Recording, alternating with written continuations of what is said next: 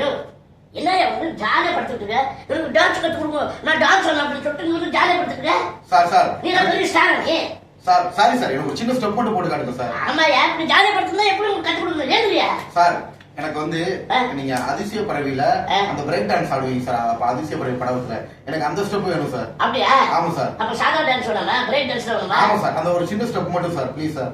ஏன்றியா தான் வரேன் சார். வந்து